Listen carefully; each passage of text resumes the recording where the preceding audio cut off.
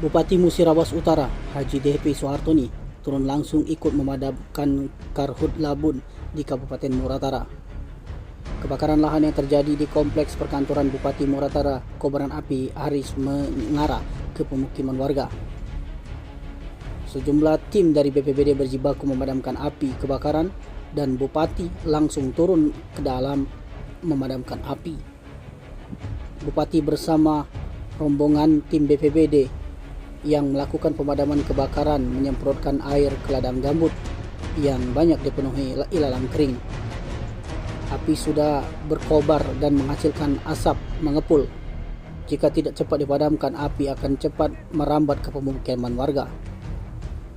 Bupati Muratara melakukan pemadaman secara langsung dan mengimbau kepada warga agar tidak melakukan pembakaran lahan dan hutan agar tidak terjadi kebakaran yang masif. Bupati Musirawas Utara, Haji DP Soehartoni, bahkan turun langsung untuk memadamkan api.